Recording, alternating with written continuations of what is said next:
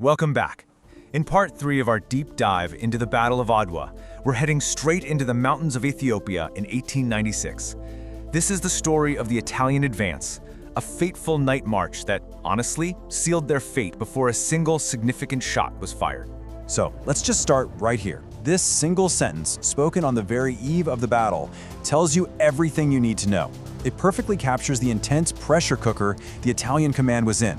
See, it wasn't just about strategy anymore, it was about honor.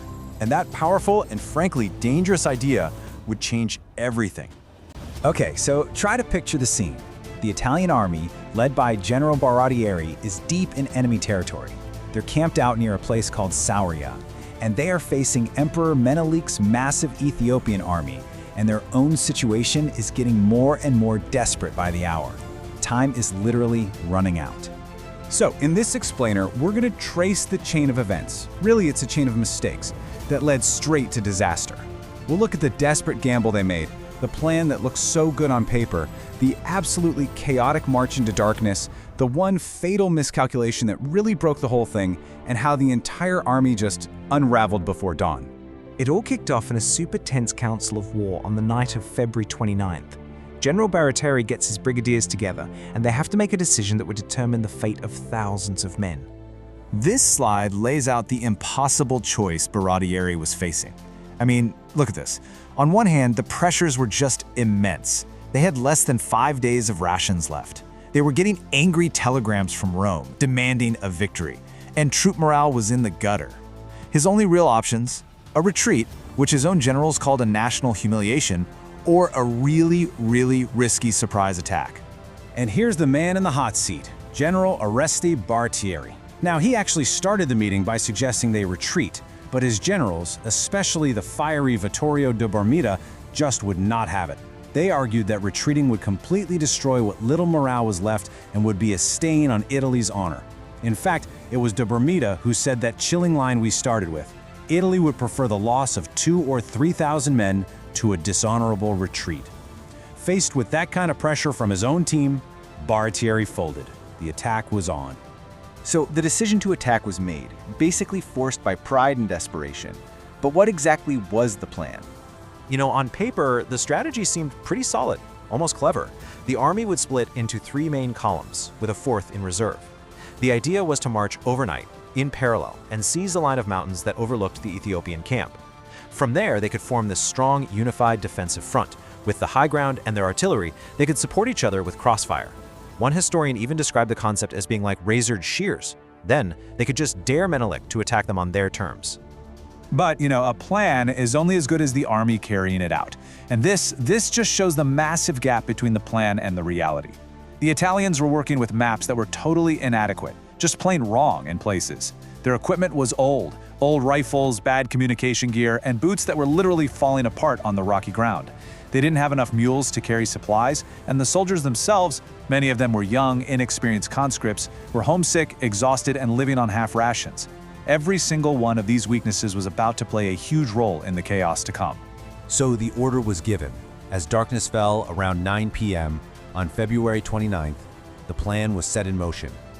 Almost 15,000 Italian and Ascari troops began their fateful march into the night.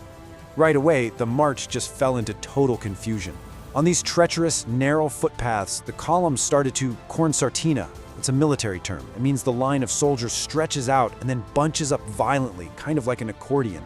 Units were losing contact with each other in the pitch black. The worst moment came around 2 a.m. when General Albertone's brigade literally cut right across the path of the central column. It caused a massive traffic jam that stopped the entire advance for over an hour and just shattered their timetable. And you have to understand the ground they were trying to cover. This wasn't some flat road. We're talking about a landscape of steep mountains, deep ravines, and treacherous gorges. This quote from a soldier who was on that march, man, it just gives you this visceral sense of the nightmare they were navigating. In the dark, with bad maps, and a growing feeling that something was very wrong. So, as the sun started to come up, all the chaos of the night march led to one single, catastrophic error that would break the back of the entire Italian army before the battle even really started. Here it is. This is the moment the plan shattered. As you can see, General Albertone's brigade was supposed to stop and hold the hill of Kidanameret. That was going to be the anchor for the whole line. But his maps were wrong, and when a scout told him he'd reached the right spot, he didn't believe it.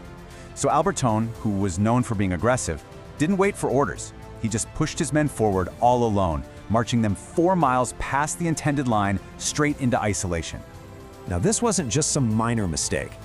By charging ahead, Albertone completely isolated his brigade of about 4,000 men.